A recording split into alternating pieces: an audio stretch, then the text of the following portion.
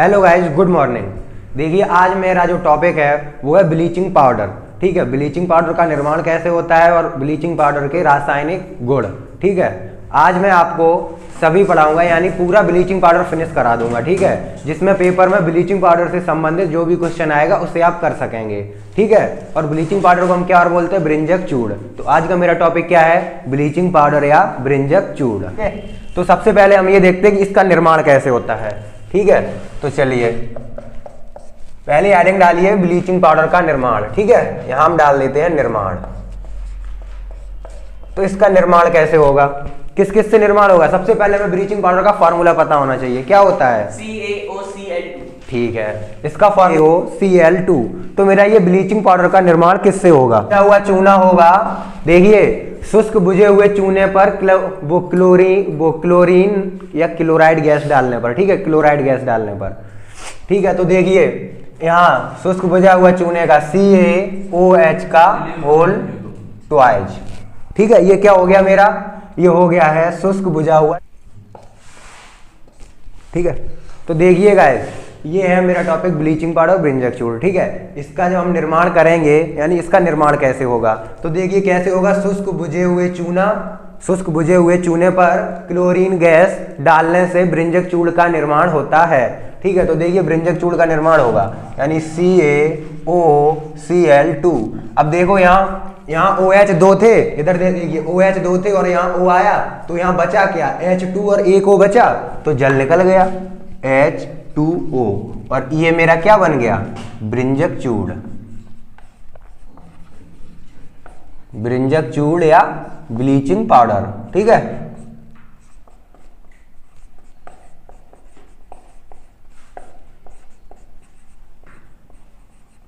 बन गया। कोई डाउट इसमें? ठीक है, अब देखिए रासायनिक गुण।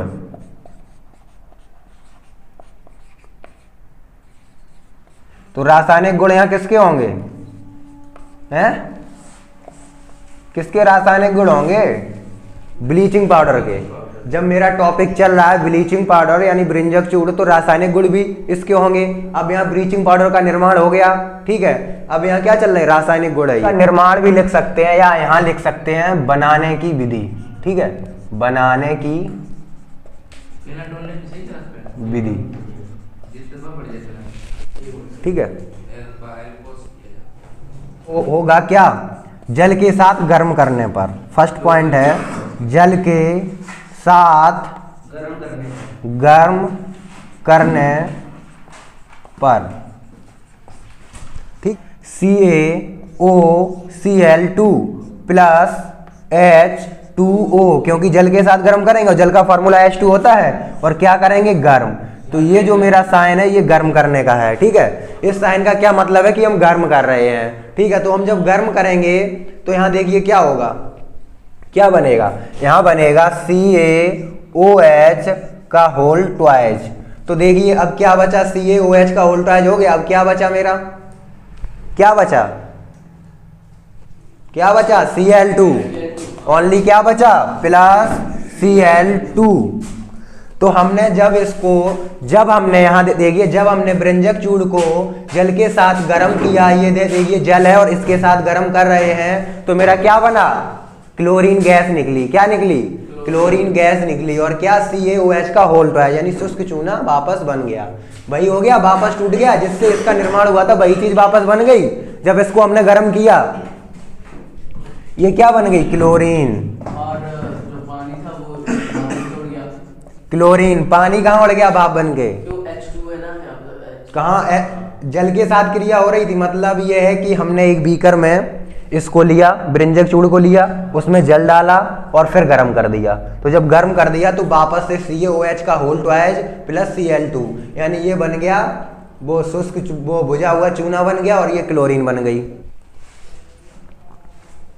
तो यानी क्या हो गया, जब हम इसके घोल को गर्म करते हैं, ब्लीचिंग पाउडर के घोल को जल के साथ गर्म करते हैं, तो क्या क्लोरीन गैस निकलती है। ठीक है, क्लोरीन गैस निकल गई। अब सेकंड पॉइंट देखिए, ऊष्मा का प्रभाव क्या है, ऊष्मा का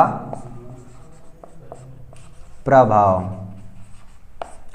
थ्योरी यहाँ से तुम लोग लिख सकते हो बना के, उसमें तो सीधा सीधा दिख रहा है रिएक्शन में, थ्योरी खुद लिख सकते हो ना, कोई डाउट है? प्रक्रिया से क्लोरीन गैस प्राप्त। बस सीधा है ना। आप लोग बिल्कुल समझते जाओ, रिएक्शन से ही थ्योरी बनती है। और इंग्लिश की कोचिंग अनुराग शाम को हो गई, ठीक है। इसमें हम ब्रिंजक चूड़ को लेंगे, CaOCl2 को लिया और फिर इसको हम गर्म कर देंगे, ओनली इसी को हम गर्म करेंगे। किसको? ओनली ब्रिंजक चूड़, ठीक है। तो देखिए इसमें क्या होगा, ऊष्मा वही होती है हीट, ऊष्मा का प्रभाव, ऊष्मा हीट होती है यानी भाई, तो हम यहाँ गर्म कर रहे हैं ओनली ब्रिंजक चूड़ को, इसके साथ कोई और मेरा प्रोडक्ट नहीं है, ओनली ब्रिंजक चूड़ है, ठीक है, और कोई प्रोडक्ट है नहीं मेरा। तो इसको जब हम गर्म कर रहे हैं तो देखिए क्या होगा, यहाँ पे हो जाएगा CaCl2 प्लस O2, O2 कौन सा है सर? ऑक्सीजन निकलेगा तो O सिंगल है ना भाई। तो अब ये बताओ, ऑक्सीजन का फॉर्मूला O2 होता है, तो ऑक्सीजन निकलेगी तो O2 निकलेगा ना। तो अब ये कैसी अनबैलेंस रिएक्शन है, इसे हम बैलेंस करने के लिए अगर यहाँ हम 2 का गुणा कर दें और यहाँ 2 का गुणा कर दें, देखो बैलेंस हो गई। ये क्या है? ये है कैल्शियम क्लोराइड, ठीक। तो यहाँ देखिए क्या हुआ, जो ब्रिंजक चूड़ था वो यहाँ कैसा अपघटित हो गया। अपघटित का मतलब क्या? टूट गया। किसमें टूटा? कैल्शियम क्लोराइड में और ऑक्सीजन में, ठीक है। ये क्या था? ये ब्रिंजक चूड़ है और ये टूटा किसमें? कैल्शियम क्लोराइड में। लो मैं लिख देता हूं, कैल्शियम क्लोराइड, और ये क्या है? ऑक्सीजन। तो यहां क्या है? अपघटित भी लिख सकते हो आप लोग, और टूट ये भी लिख सकते हो कि ब्लीचिंग पाउडर, ऊष्मा का प्रभाव में क्या होता है? ब्लीचिंग पाउडर टूट जाता है। किस में टूटता है? कैल्शियम क्लोराइड में टूटता है और ऑक्सीजन में टूटता है, ठीक है प्यारे बच्चों। अम्लों से क्रिया, थर्ड पॉइंट क्या है? कार्बन डाइऑक्साइड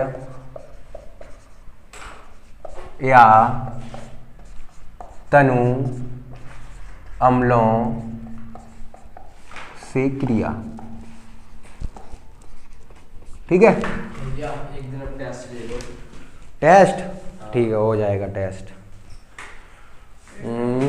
टेस्ट वेडनेसडे को। आज क्या है? ट्यूसडे। किसका? किसकी बात कर रहे हो? मैथ का टेस्ट या साइंस का टेस्ट? दोनों का। मैथ का टेस्ट मैंने बता दिया था, सरप्राइज है, कभी भी हो सकता है। और साइंस का टेस्ट आज मैं बता दूं, मंडे को है, ठीक है। मैथ का टेस्ट नेट यहाँ पे ऑनलाइन में चलेगा, हमें नहीं पता। ठीक है, ऑनलाइन चला दूंगा मैथ का टेस्ट, ठीक है। तो इसकी अब हम क्रिया किससे कराएंगे? ब्लीचिंग पाउडर लेंगे, CaOCl2, यानी CO2।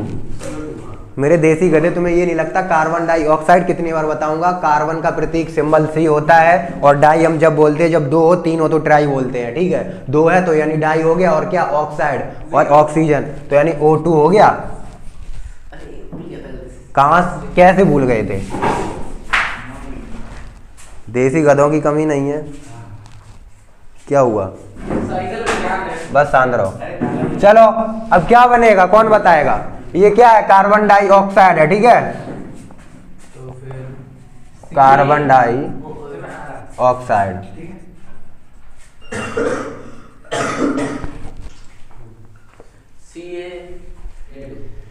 ये देखो यहाँ तुम्हें कुछ दिख रहा होगा, यहाँ जो मेरा ये क्लोरीन है वो अलग हो जाएगा। क्लोरीन कैसा हो जाएगा? अलग। जब ये क्लोरीन अलग हो जाएगा, जब ये इसमें जुड़ जाएगा तो क्या हो जाएगा? क्लोरीन हो गया अलग, और CO2 CO, यानी अब जैसे यहाँ से हम क्लोरीन अलग कर दें तो ये कैल्शियम ऑक्साइड बचेगा, CaO बचेगा, और इसमें CO2 जुड़ जाएगा तो क्या बन जाएगा? मेरे नालायकों, CaCO3 नहीं हो जाएगा, प्लस Cl2 हो गया। एक वो ये है और 2 ये है, 2 और 1 3 हो गया, और Ca ये था, Ca और C ये क्या? CaCO3 हो गया प्लस Cl2। कहां से सेम है तेरा? क्यों? CaCO3 plus Cl2। तो बोल तो नहीं पा रहा था। अब अभी तो ये हुई थी कार्बन डाइऑक्साइड से, अब उन्होंने बोला तनु अम्ल से अभिक्रिया, तो एक अम्ल से और अभिक्रिया हो जाए, 2 मिनट में ये ए वाला मान लो और ये बी, ठीक है। थर्ड पॉइंट में 2 पॉइंट करके समझा दे रहा हूं। CaOCl2 प्लस कोई सा तनु अम्ल बताओ, H2SO4, ये क्या है, अम्ल है मेरा, तनु अम्ल, ठीक है। हाइड्रोसल्फ्यूरिक अम्ल, इसकी क्रिया होगी तो क्या बनेगा आशीष? बनाने को पहले जब तक पूछेंगे ही तब तक दिमाग पे जोर नहीं डालोगे तो अब बनाओ। इसमें भी क्लोरीन निकलेगी, जैसे यहाँ क्लोरीन अलग हुई है, मैं इतना भी बता दे रहा हूं फिर भी करके दिखाओ। इसमें क्या होगा, क्लोरीन निकल जाएगी तो क्या बनेगा, यहां से मान लो मेरी क्लोरीन निकल गई, ठीक है।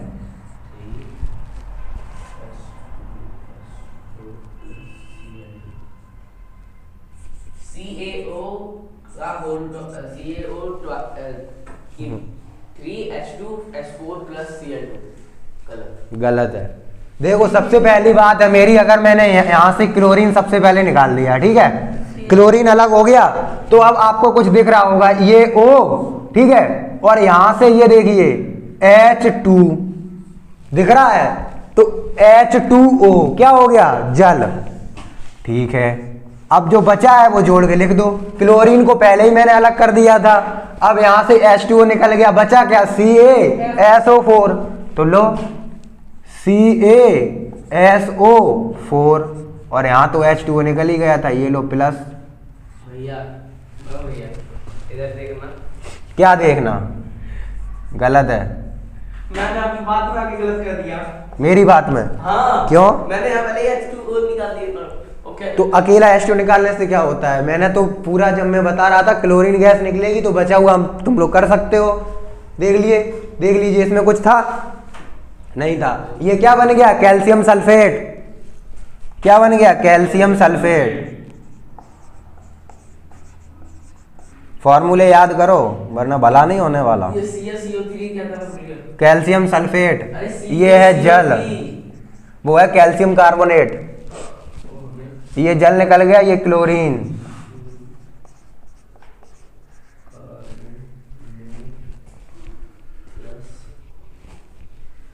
पॉइंट नंबर 4 देखिए, तनु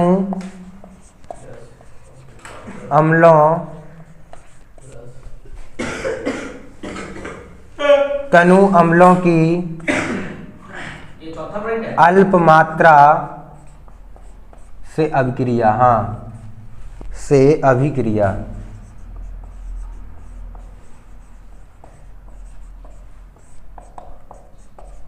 ठीक है, नहीं कर दिया, अंतर होगा, यहां बनेगा CaCl2 प्लस, क्या बचा अब बोलो, H2O नहीं, यहाँ इसके 2 अणु लिए जाएंगे, जब इसके 2 अणु लिए जाएंगे तो CaCl2 बना, फिर यहाँ बनेगा CaSO4, अब बचा क्या, ओनली Cl2 बचा और H2 भी तो बचा, तो क्या निकलेगा बोलो, यहाँ 2 अणु हो गए ऑक्सीजन के, यहाँ बन जाएगा HOCl, क्या बनेगा HOCl, लेकिन अब देखिए H2 है, O2 है, Cl2, एक यहाँ आ गया भाई, यहाँ Cl2 है और यहाँ 2, तो यानी 4 हो गए, Cl2 2 यहाँ आ गए, अब हम यहाँ अगर 2 का गुणा कर रहे हैं तो H भी 2 हो गए, O भी 2 हो गए, Cl भी 2 हो गए। तो ये तो पता होगा CaCl2 क्या होता है, कैल्शियम क्लोराइड, इसको यहाँ लिख दें थोड़ा, HOCl, अब सही है। तो ये तो पता होगा कैल्शियम क्लोराइड, ठीक है, कैल्शियम क्लोराइड। सवेरे कर दो जल्दी, कैल्शियम सल्फेट है ना भैया, हाँ ये है कैल्शियम सल्फेट, ठीक है। और ये क्या है, इसका नाम कोई क्या है, हाइपोक्लोरस अम्ल, भैया थोड़ा बहुत पास में ही था, ठीक है। ये क्या है, हाइपोक्लोरस अम्ल। यहाँ देखिए, यहाँ थोड़ा आप लोग कंफ्यूज हो सकते हो, जगह नहीं थी। ये जब यहाँ CaOCl2 की क्रिया हुई, यहाँ इसके कितने अणु थे, दो अणु थे, ठीक है, आगे 2 का गुणा है, 2 अणु थे, और क्रिया किससे हुई, H2SO4 से, ये अम्ल। और यहाँ अल्प का मतलब है थोड़ी कम मात्रा में, ठीक है, H2SO4 से क्रिया हुई तो 1 बना कैल्शियम सल्फेट यानी CaCl2, ठीक, प्लस 1 बना CaSO4, ठीक, प्लस फिर बना HOCl2 और वो HOCl बना, ठीक है, और इसके भी कितने अणु थे, 2। तो ये क्या बना, हाइपोक्लोरस अम्ल। HOCl का फॉर्मूला क्या होता है, हाइपोक्लोरस अम्ल, ठीक है। यहाँ हमारे 3 प्रोडक्ट बने थे, ठीक है। इसमें अभी ये पॉइंट A डाल लीजिए, अब B वाली रिएक्शन देखिए।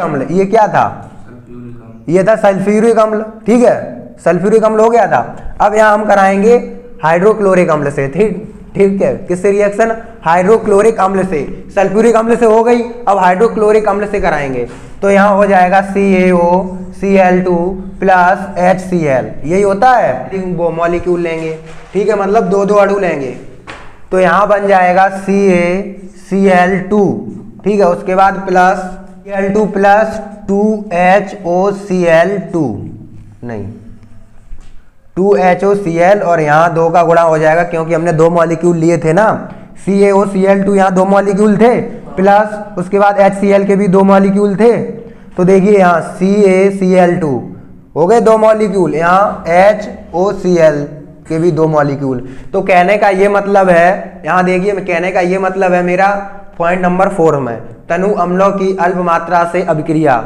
यहाँ क्या हो रहा है, जब भी व्यंजक चूड़ तनु अम्लों की अल्प मात्रा से अभिक्रिया करेगा तो क्या निकल के आएगा, हाइपोक्लोरस अम्ल। तो किसका निर्माण होगा, हाइपोक्लोरस अम्ल। देखिए इसमें भी मेरा हाइपोक्लोरस अम्ल निकल रहा था, और यहाँ भी ये देखिए हाइपोक्लोरस अम्ल निकला, ठीक है, हाइपोक्लोरस अम्ल।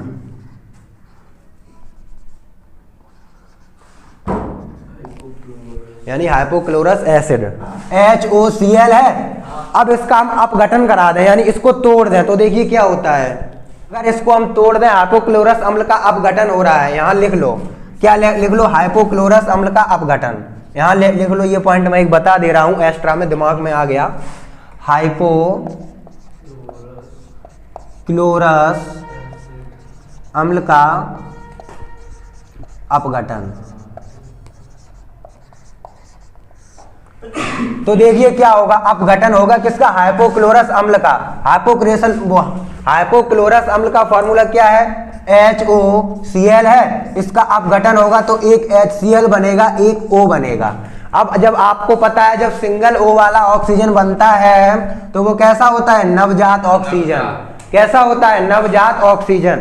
तो कहने का क्या मतलब है, जब हाइपोक्लोरस अम्ल का अपघटन होगा तो नवजात, ये तो बन गया हाइड्रोक्लोरिक अम्ल, ठीक है,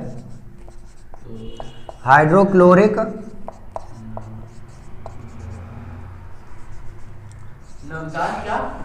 नवजात ऑक्सीजन। और ये क्या बन गया, नवजात ऑक्सीजन, ठीक है, नवजात ऑक्सीजन।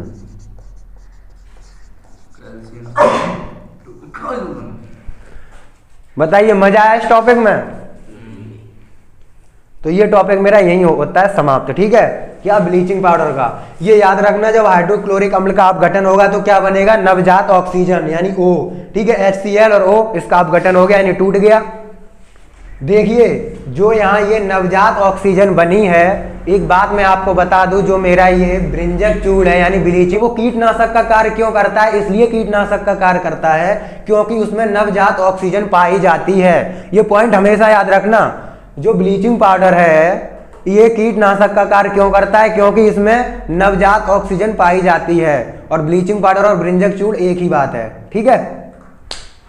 अब आप लोग ये बताइए आशीष, ब्लीचिंग पाउडर का क्या होगा, कैल्शियम ऑक्सीक्लोराइड, और या एक नाम और हो सकता कैल्शियम क्लोरो हाइपोक्लोराइड, ठीक है, 2 नाम बताए हैं।